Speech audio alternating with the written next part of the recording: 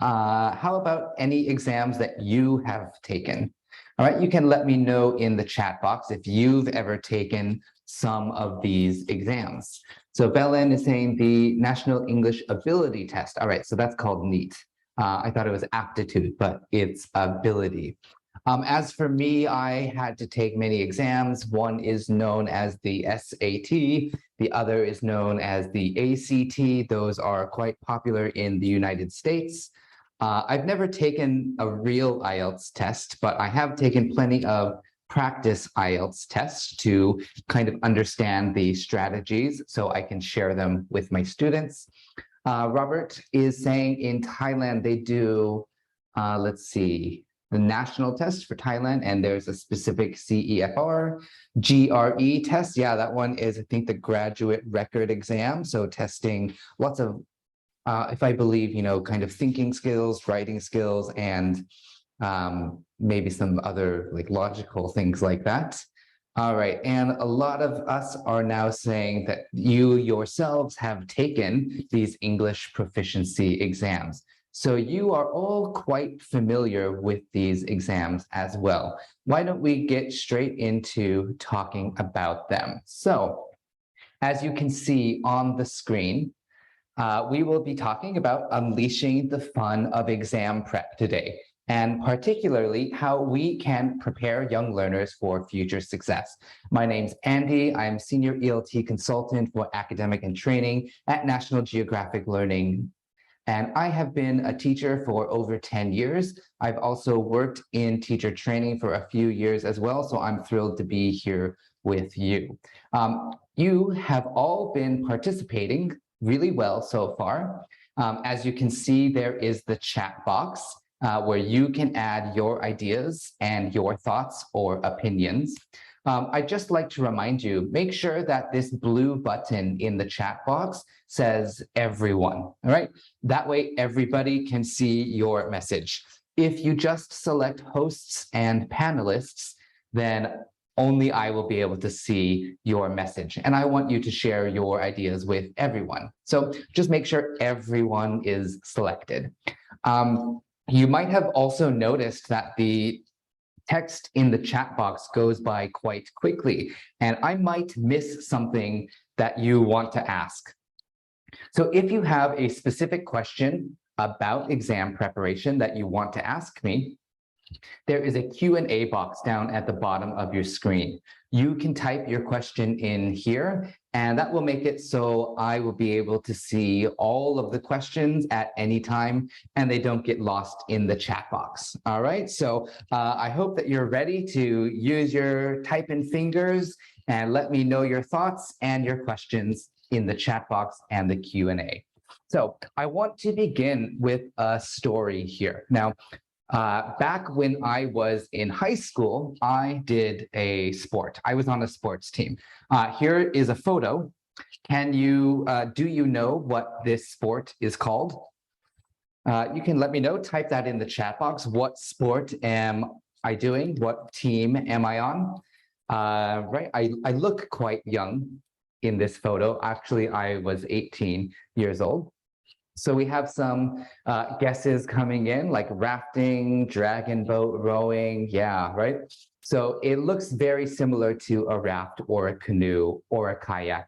But yes, this sport is called rowing specifically. And this special boat is called a racing shell. They're very, very skinny so that they can go fast. Now, as you can see, my job in this team is a bit different from most other people's team. Do you know what my job was? What was my job here in this team?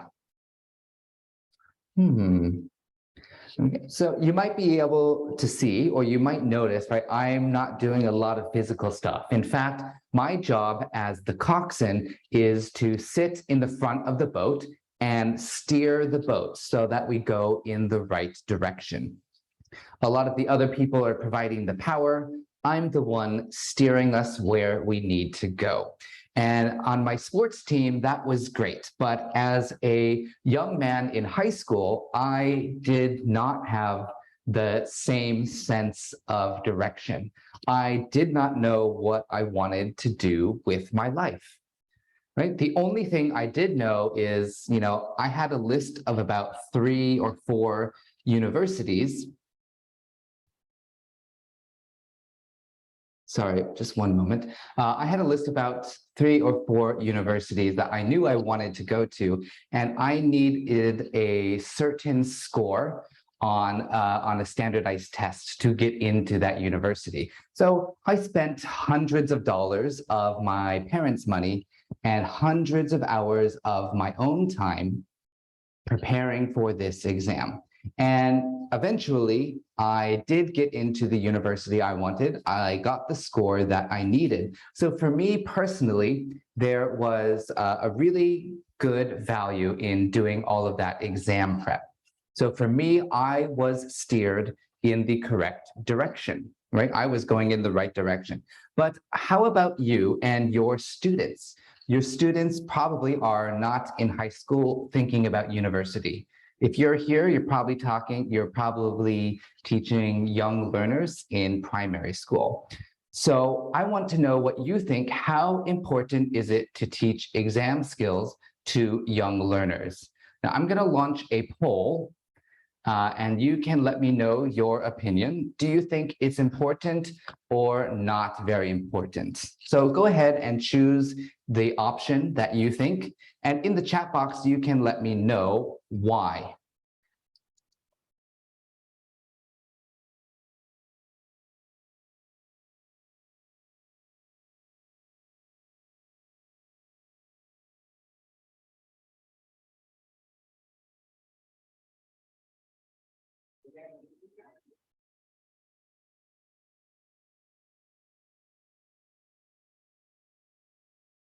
Give you a couple of moments to to select it. And again, type your answer, why? Why?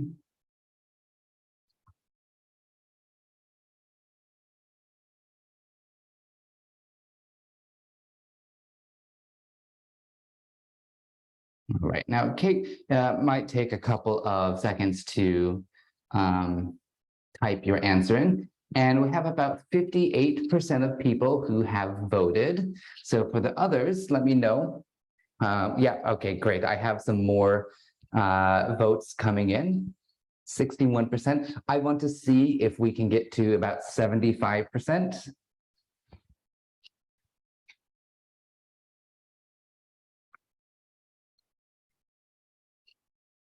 All right, so quite a few people. And let's see what some of the teachers are saying over here in the chat box. So we want to start them young. They're going to do this a lot in the future. I definitely agree with that. Let's see what else.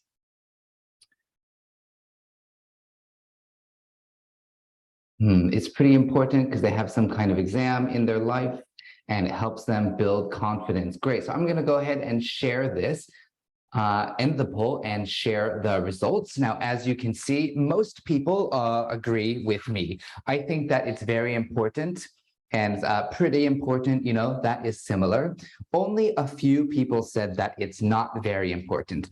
And there is some truth to that because we have to teach children a lot of skills. We certainly cannot only focus on exams, but I hope that by the end of this session, you may have a different opinion about how important it is.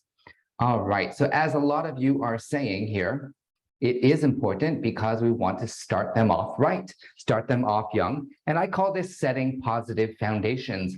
If you look at all of these pictures, you will see the opinions of everyone reflected here. So as you remember, I took a lot of exams. Students are going to take a lot of exams as well in middle school, maybe even to get into high school and then to exit high school and then get into university and of course exit university. Many people here said they took the IELTS. Perhaps you have studied abroad or people immigrated into another country. Oftentimes you will need to take a proficiency exam to demonstrate your English ability. And on the very right side here, you'll notice a professional. So even after we finish university, a lot of times people will need to take another exam from the government or some sort of licensing board to really prove that they can do their jobs safely. Like a doctor or a nurse, or sometimes a lawyer, making sure they do their job legally. All right, so I think that we can set positive foundations and steer our students in the right direction by focusing on some exam skills. Now let's take a look at how these exam skills show up across different points in our students' academic careers. So I have here a TOEFL practice test from ets.org. And on the other side, I have the Cambridge Flyers practice test. They are both reading tests, and I want to know, what is the similar skill among these two tests? Or pretty much, how are these tasks similar? You can take a moment to look at the questions and think about it. Let me know down there in the chat box, how are these two task types similar? How are these two task types similar?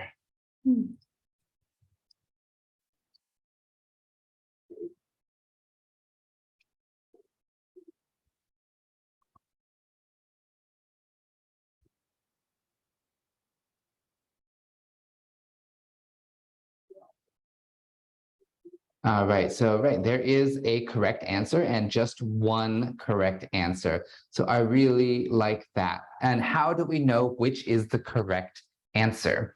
So if we look at the left-hand side, I really need to ask myself this question. Why did some historians admire Roman civilization? If I know that question, then I know the information that I need to look for in the text.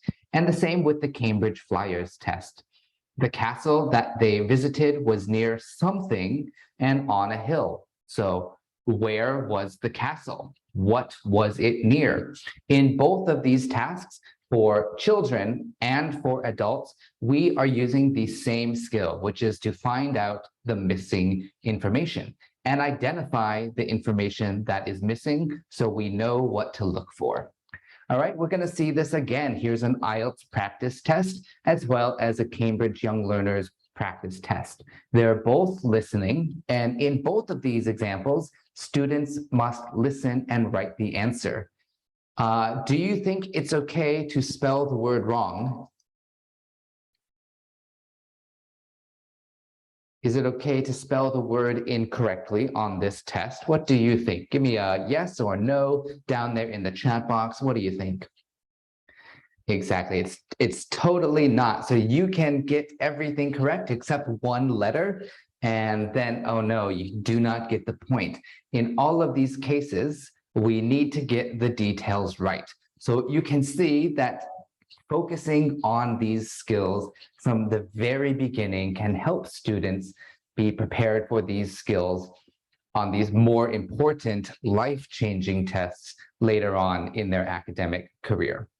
I think there is another reason why exam skills are important. And to me, I think exam skills are life skills. So if you look at this picture, I've got a photo of a driving test. Now, this car is outside in the real world. Now, why do you think it's important to do a driving test in the real world, outside? Or maybe an easier question is this, which test is better? A driving test in a real car or a driving test on a computer simulation, perhaps in a video game? So which is a better driving test? A test in a real car or in a computer simulation? Right. So everyone here in the chat is saying, of course, a real car is going to be the better test, especially because some things are unpredictable. We don't know what's going to happen. The best way to test if you can drive a car safely is to drive a car safely. And in assessment, this is what's known as the mirror, or basically whether or not the assessment task tests something that happens in real life. If you drive on a computer that doesn't tell you anything about what you will do when you see an animal run onto the road. So we want test tasks to look like things we do in real life. And when we focus on those, we also set students up for success in real life. So let's take a look at some examples. What do I mean? All right, so here again, this is from the Cambridge Flyers practice test. There are 3 pictures and we got to write about this story. Now, I want you to write a story. Can you let me know what you think about these pictures? So you can take maybe 1 minute or 30 seconds. Let me know what you see in these pictures. What's going on in this story? All right, so there we go. There is an alien. That's definitely an alien. There's maybe more than one. Think about it. Let me know what's happening in the first picture. What's happening in the second picture? And what's happening in the third picture?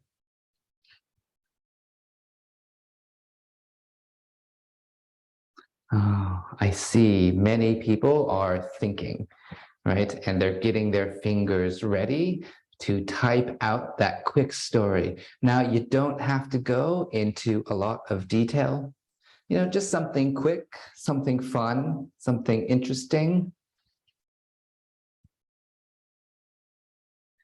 All right. Let's see some stories that are coming in. What do we have here? So let's see. There's introductions, great. Yeah, in the first picture, introductions and meeting an alien, being invited for a meal and meeting other aliens. Great. Establishing relationships, that's really a good description of it through dinner. And invited to the alien's house. Excellent, right? So you can see how fun and easy this sort of task is. Now, let's take a look at the marking criteria for this, okay? So some of you wrote some answers, and you'll see in the marking criteria that to get the highest score, we need to write a response based on all 3 pictures.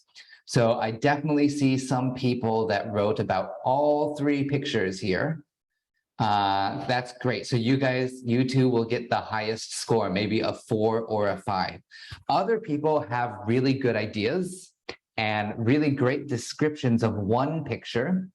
But as you see, if you don't write about all 3 of the pictures, you can only get the middle score. You can only get 3. So why is this important and how is it related to real life? Okay, so first of all, this will appear on other exams. Here is an example from the test preparation book, Exploring Environmental Science for Advanced Placement. Even on this test for high school students, we are telling them that they need to answer the question that was asked. Don't do something else. If you do something else, that is, it might be great, but it's not the thing that we asked. It's not the directions that were given. So if you do not follow the instructions, you cannot get all of the points that are possible for that exam. So it's going to happen on Cambridge Flyers. It will happen on many other exams in university and high school level. And I think it's pretty applicable to real life as well, right? Let's say you are at home and your parents have asked you to wash the dishes and you go and wash the windows, right? What would your parents say, right? So they said, Andy, please wash the dishes. We need to have some clean dishes for dinner. And then I go and wash the windows. And what are my parents going to say to that? Or what would you say if your child did that? right? Right, not following directions. Maybe I'm a little bit disappointed because now we cannot eat dinner, right? So following the instructions and doing the thing that was asked of you is very clearly related to success in real life, okay? It's what's known as task achievement. I'm going to quickly go over one more example here. This is from the Cambridge Movers Practice listening test. And as you can see, there are three pictures. In the listening script, the actors will say all three of these words. So you cannot use just specific information listening skill. You need to listen for the details. If you just hear secretary and check the B box, you will get this question wrong. And why is that important for in other exams as well? Here's another exam from the AP World History test. On this exam, there are many possible answers, but one is the most accurate, or one is the most correct answer. So again, this is an example of a young learner exam skill that's going to show up on a high school or university level exam. And again, think about real life. We need to pay attention to details. I recently booked a ticket to London and I found some options. Which flight do you think I booked? Right, there are three options here. Which one do you think I booked? So there's that first one, the middle one, or the last one. Which one do you think I booked? So when I was thinking about this task, right, the first one, I thought I was going to do that because, oh, that's the cheapest one. And it leaves on Saturday. Oh, but actually, wait a minute.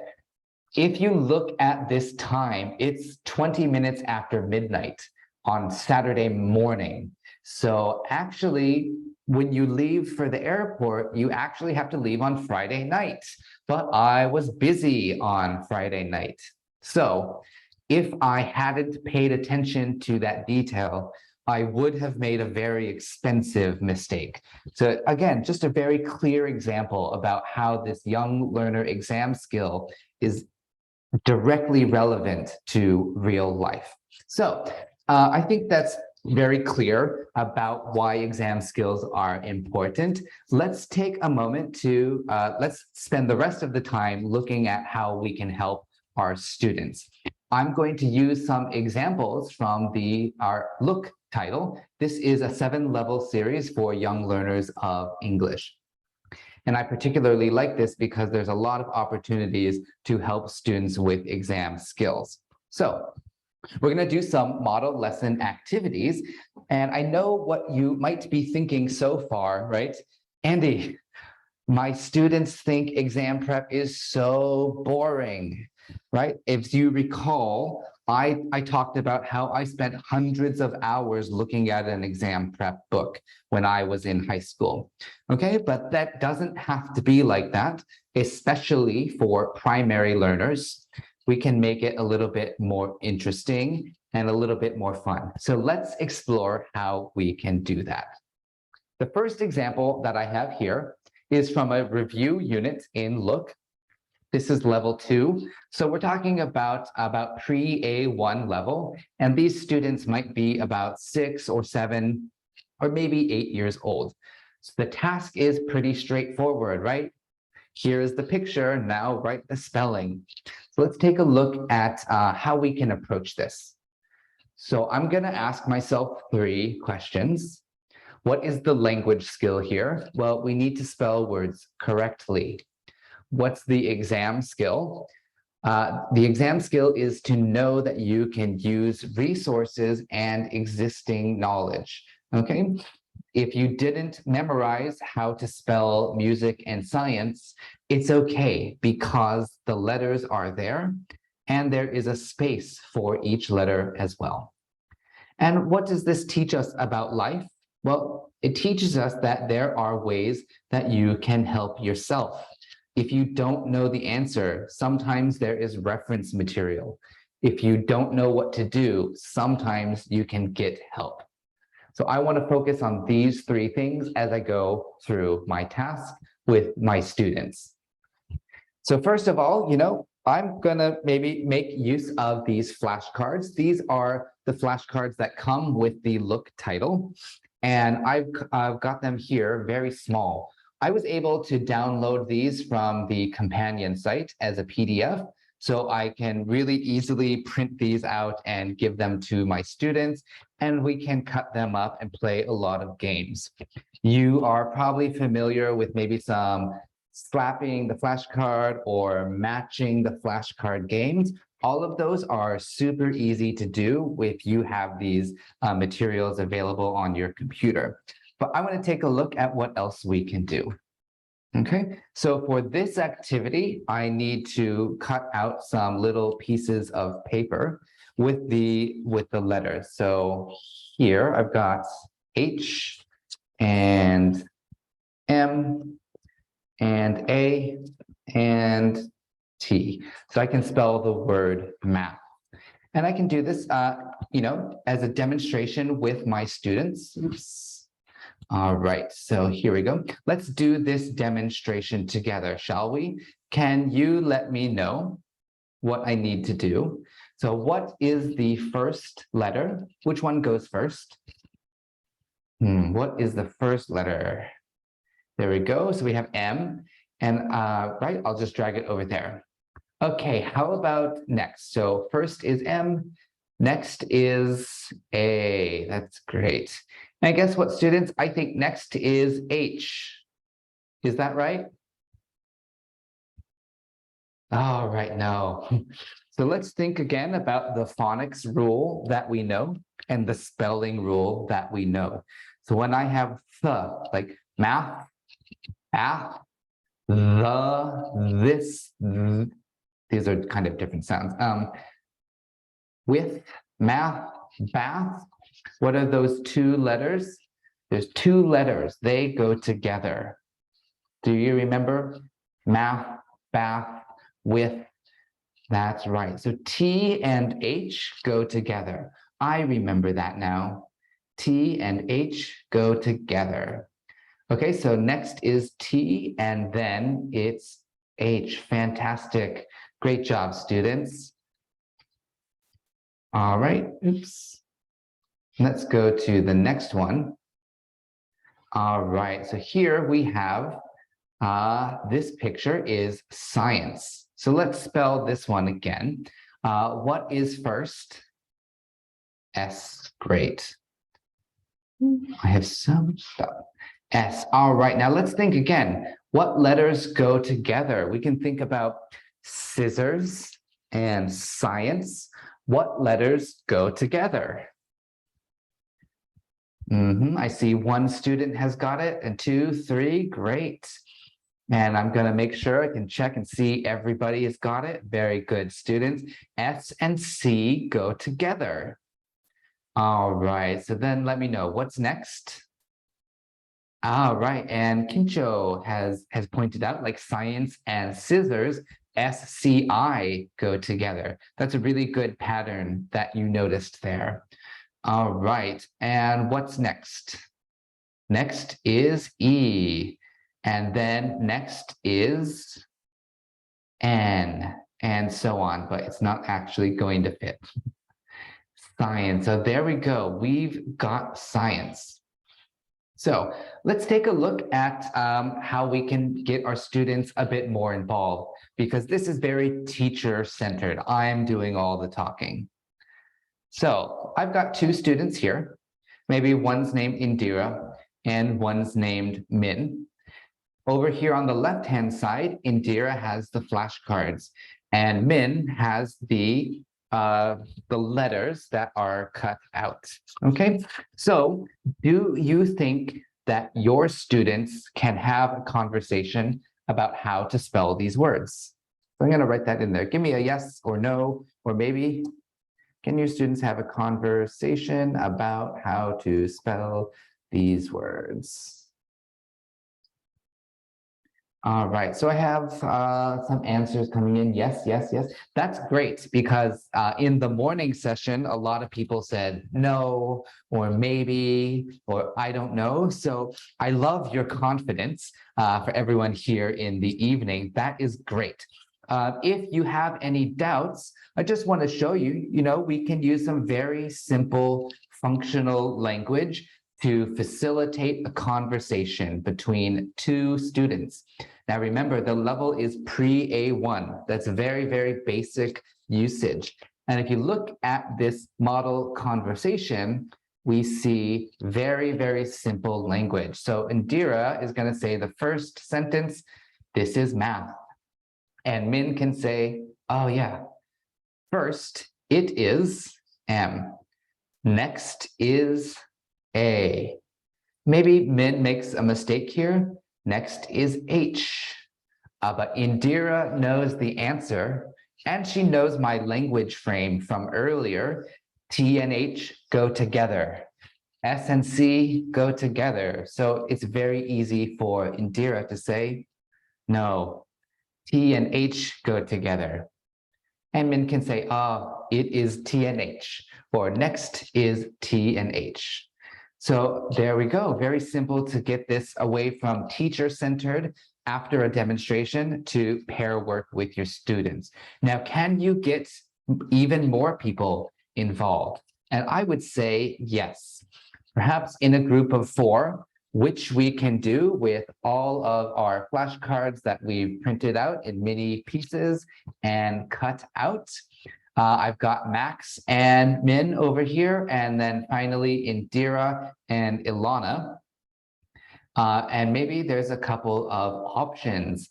Maybe Max will choose one and Min will give the spelling. At the same time, Indira chooses one and Ilana gives the spelling. Who can spell all of these words fastest? Or who can get the most words?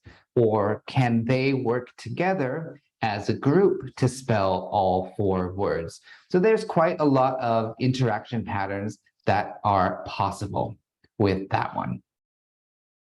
Great, and I'm so glad that you're giving me lots of thumbs up in the chat. I'm glad that these activities are resonating with you.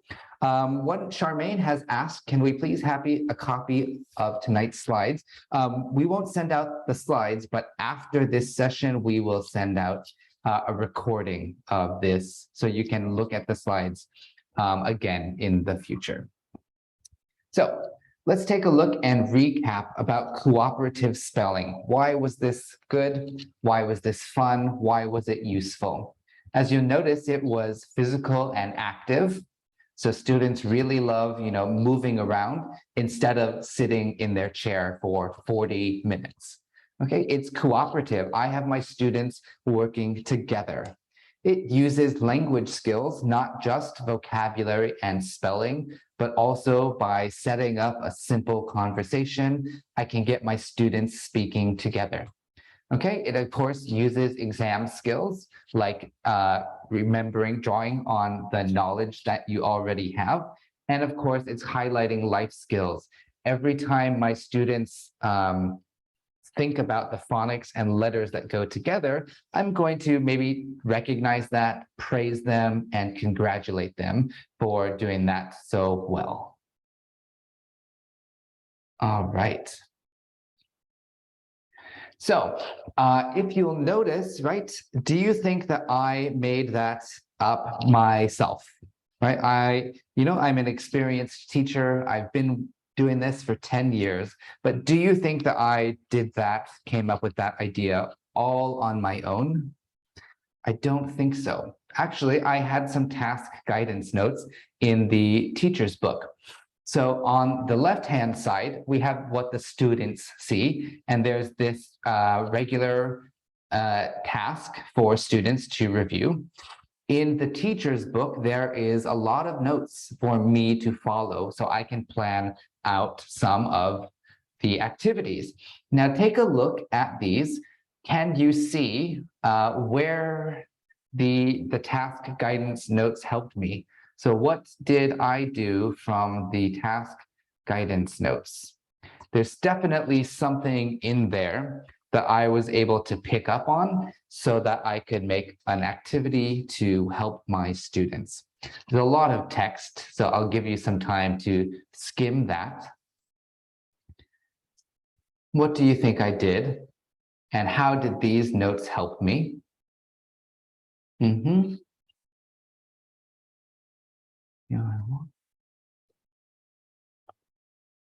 Great. So, right, you're picking up on a lot of these. Actually, a lot of them helped me. I did use the performance descriptors so I can focus on the lesson aim or what the activity aim is. I need to get them focusing on writing and spelling words correctly. And then if you'll notice here, this challenges section gave me an idea. It said students often often find it difficult to spell these, but if they can identify certain parts of words or inflections or common patterns, that can help them as well. So that's why I focused on T and H go together, S and C go together. So it was very, very easy for me to come up with this activity based on the help from the teacher's book. All right, let's take a look at another task. Word family ideas, yeah, those are definitely related as well. Let's move on. So this is another task. This is from Look Level 3, and it comes from one of the games. Now, right, we want to find the differences. Now, I can see you are already finding some of the differences, and that's great because you're all teachers, so you all know how to do this, but our very young students might get overwhelmed. So I want to break it down and scaffold this task to make it a little easier for them. So what am I going to do here? Let's just focus, think about how to approach it. Our language skill is to describe differences cohesively. I don't want to just say one word or two words. I need to make some sentences. All right, and for exam skill, this is going to focus on using what you know, okay? Our students may not know every vocabulary word in this picture, and that's okay because you don't need to know every vocabulary word to finish this task. And how is that a good life skill? It shows our students that there are often simple solutions for problems. If we encounter something that we don't know, we don't have to give up. There is a solution to it. So let's think how we can take our students through those 3 steps. All right. Now, again, put yourself in the shoes of your students. There's a lot of information here. So I want to start off with something very simple. And I have here a list of sentence frames or sentence starters that are all very simple. And these are all words and structures that my students know. So I've got one here. Someone said a parrot. Which one of these, which sentence starter can I use for parrot? What do you think? I'm just going to take one and drag it over. Which one can I use? All right. Yeah, so Charmaine's got it. There is a parrot. Fantastic. There's another one. How about another one? What can I use?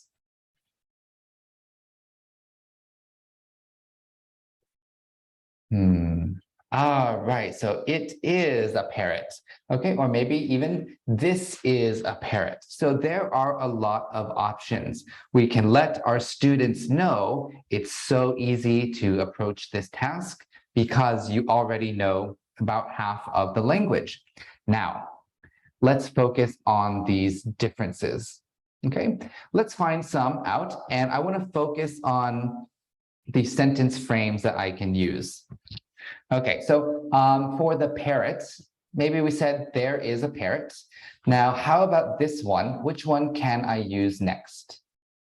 So there is, there isn't, there are, which one? Ah, great.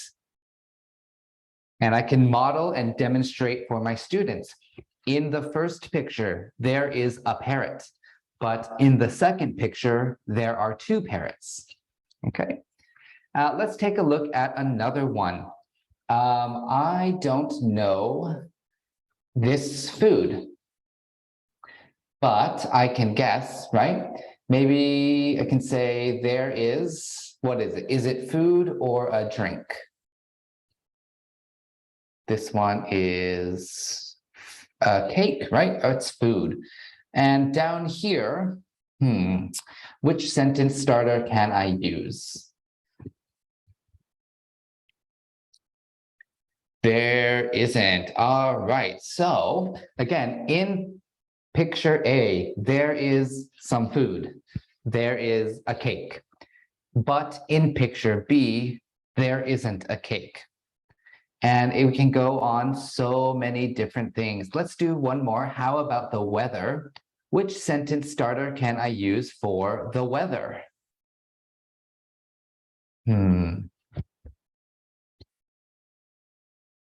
All right. Yeah. Okay. So how about in this one? It is rainy. And how about this one? It is raining. And what about the second picture? It is sunny. Very nice. Or it isn't raining. Or here it is sunny, but in this picture it isn't sunny.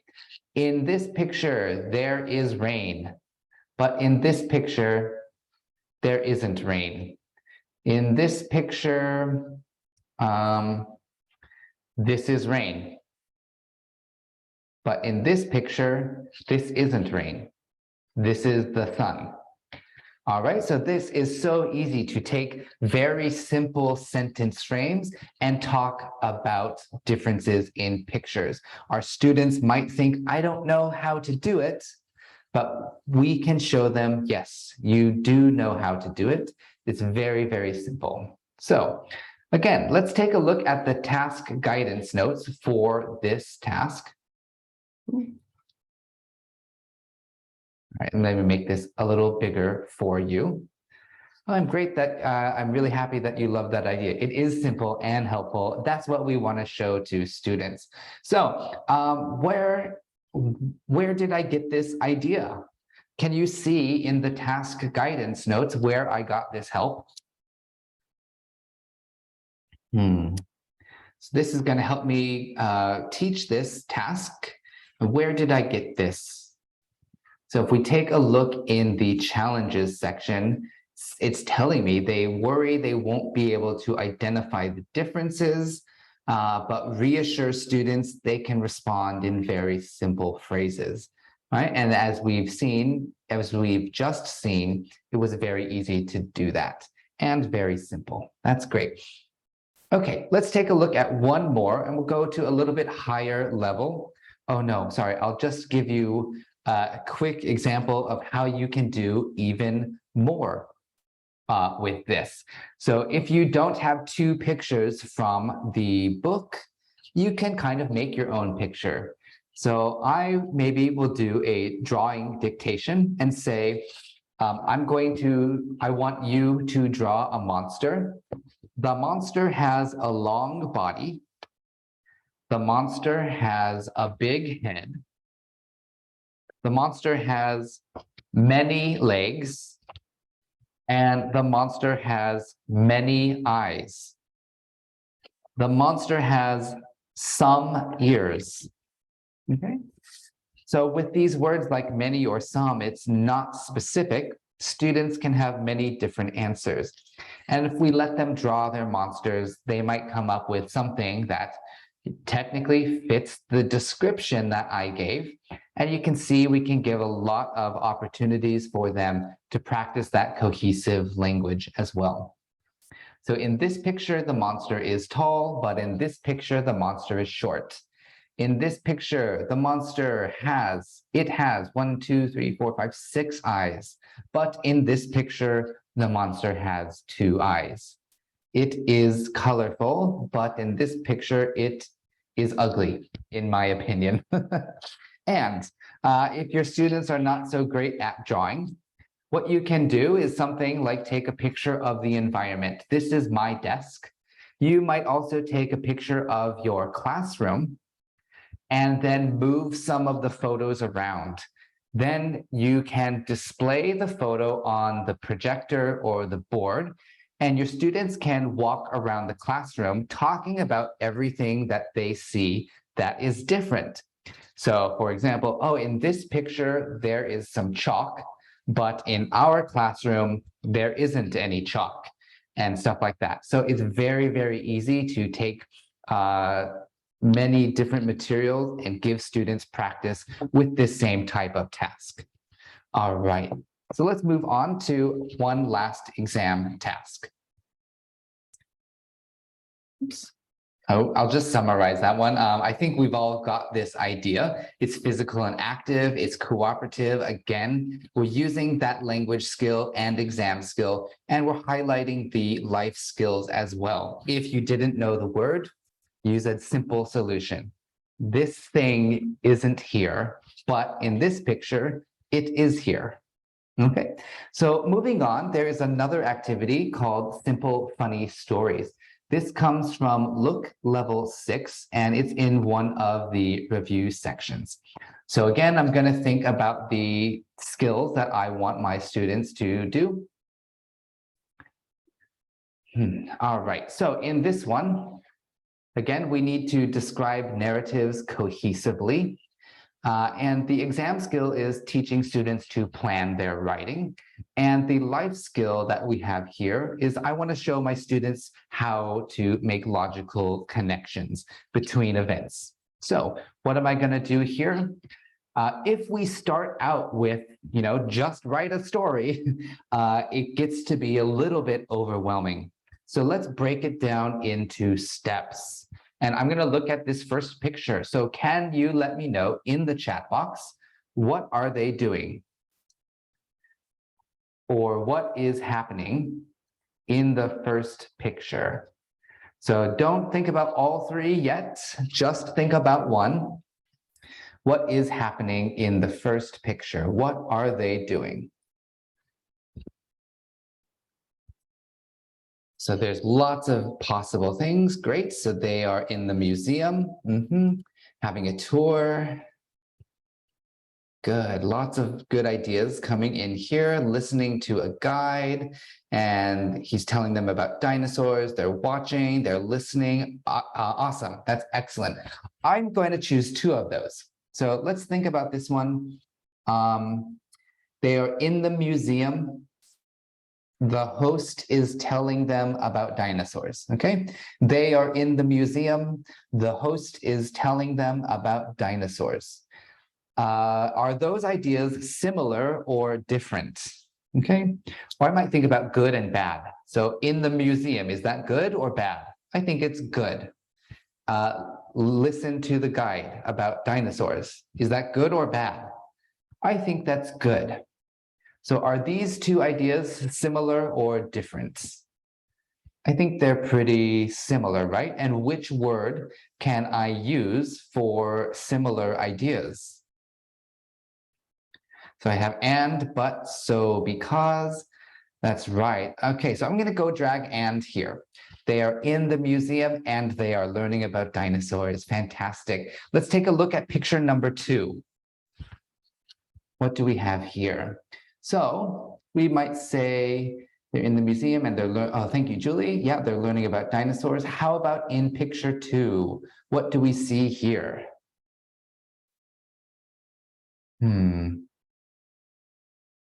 So what are they doing in picture 2? So he keeps explaining about the dinosaurs. He is tired. Great. Are those ideas similar or different? So good and bad, what do you think? Okay, so we said, maybe the dinosaurs is fun. Yeah, there's difference here. So I'm going to choose the word but to connect these.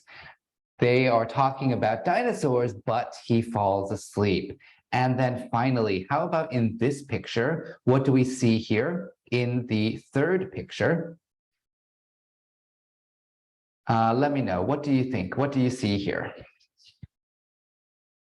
So he fell asleep and they are laughing. All right. So I think this might be a reason, cause and effect, or reason. He was asleep and they are laughing. Which one is the reason? Which one tells us why? Right. So, right, you got this right. All right, now with that, I have all these logical connectors, I have all these ideas, and I can go ahead and add some of my time connectives as well. We got first, and maybe then, I'm not sure if I'll use next. All right, so as you recall from the task criteria, we must write 20 or more words for this part of the Flyers exam. So let's listen to the story and count how many words we have. So first, they are in the museum and they are learning about dinosaurs. Next, the guide is talking, but the boy fell asleep. So we already got 22. Then he fell asleep, so they are laughing. That is suddenly 30 words of production that we can get from our students. And if we look at this at the very beginning, some students might just say, they're at the museum, he is tired, he fell asleep. That's just 10 words. But by focusing on these logical connections and really drawing out lots of ideas, we can take that 10-word story and suddenly multiply it into a 30-word production, which meets the assessment criteria for this task. Now, again, if you see this in the book and you think it's fun and you want to try it again and again, you can do this with pretty much any 3 pictures, right? So I just found these pictures from a stock photo website. So let's try this one again. Can we get a 20-word story here? So how about this one? I go to the shopping mall. How about this one? I bought some candy. So how about the connector? Going to the shopping mall and buying candies. Are they both good or are they both bad? Yeah, so we're going to use a similar idea here. Now, in this one, the dogs are running. I think that's healthy. But here is candy. So unhealthy and healthy. Are these similar or different ideas? These are different. All right. And there we go. I'm just going to add some time connectives. And let's see if we can get up to 20 words with this simple story. So first, I went to the shopping mall and I bought some candy, but the candy is unhealthy. And then I exercised with my dogs. So all the way to 24 stories, 24 words about these random pictures that I got from a stock photo website on the internet. So I hope that is useful to you as well. Now let's take again a look again at these task guidance notes. It's really helping me determine what exactly I should focus on for my students, right? Again, this is the same thing that we saw in the assessment criteria. We have to closely describe all of the pictures. We need to connect all of the events. And of course, we need to have an understandable story or, grammar and vocabulary. The challenges here is saying like, oh, I don't know how to make a story, or I don't know what's going on. But as long as you plan it out and work idea by idea, one at a time, we can go from something that's a little difficult to, a very large, relatively large production from an A2 level student. All right, so again, this one's not so physical and active, but I'm sure that you could get students moving around and maybe comparing their stories with other students. It's cooperative if you have them read their stories, read each other's stories, and they have to choose, did they talk about all 3 pictures? So we can make that cooperative. Again, it's using the language skill and the exam skill. and of course, highlighting life skills. I really want to tell my students good idea for making logical connections, like buying candy and going to the shopping mall is fun, but candy is unhealthy and exercise is fun. I want to help them and praise them for all those connections that they make in their minds. So, as you can see, it can be quite easy to get language exam prep tasks to be interactive and fun. I've shown a simple kind of 1, 2, 3 approach here. So I'm thinking about the language skill. What can we do with this language? What do I need to help my students with? I look at the exam skill. I think about how can I prevent getting the answer wrong?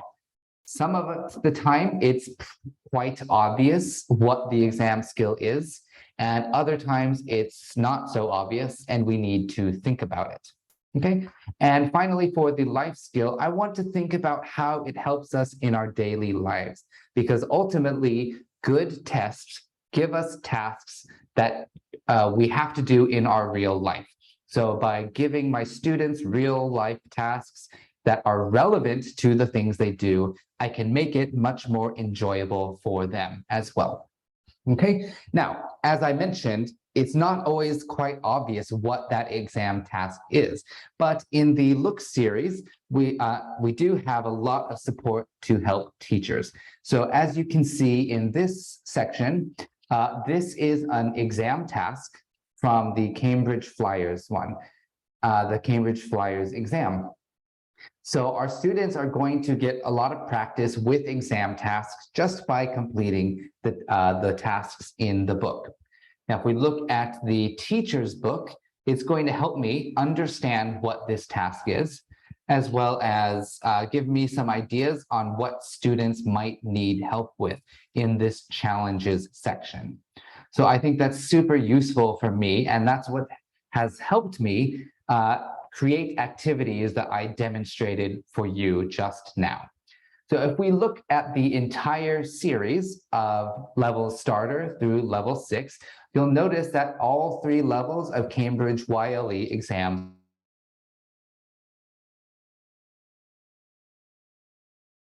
all of the language skills like speaking, listening, and then also reading and writing. And finally, all of the task types on the YLE exams are covered. So our students can get practice with everything that they're going to see on the exam. If we take a look here, it helps us know how to approach the task and how to address potential challenges, as well as the language skill that is used for this task. And finally, if you recall, I said I spent a lot of time doing practice tests.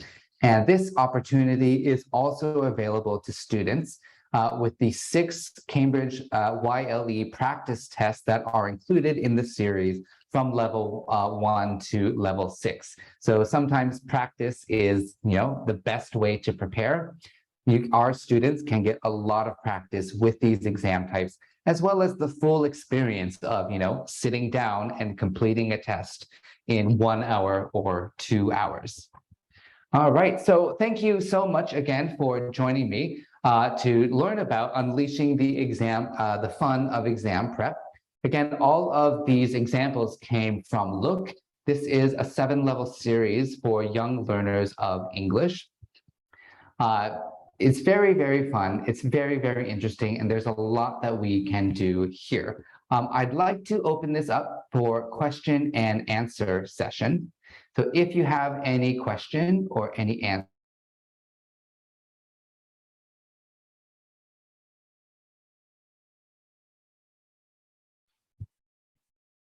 and just as a reminder, we'll be sending out an e-certificate for your attendance, as well as a recording of this session. So you'll be able to reference back some of the activities and the slides that are shown on the screen. In the meantime, if you are still thinking about your question, or you don't have a question to ask, I'd like to remind you about some upcoming webinars that we have in the near future. You can scan this QR code to go to a registration page for them. On March 8th, we'll have a webinar about essential questions for effective communication. That's run by Sean Birmingham, who is one of our editors in Singapore. And that is going to be focused on adult segments or teaching adults.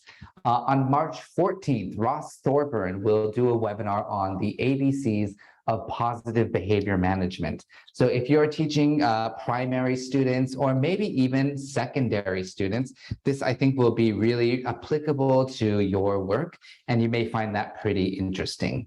Oh, and I'm glad to hear that someone said they already registered for those webinars. That's great.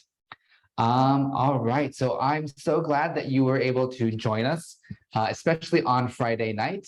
For those of us who've taught all week, go and enjoy the rest of your weekend. And for those of us who have our busiest times teaching students on the weekend, I hope that you've gotten some ideas that you can start using in your classroom tomorrow. So thanks so much again for joining us. And I hope that you will be able to inspire your students and give them the confidence that they need to succeed on exams in the future. Thanks so much. Have a wonderful evening.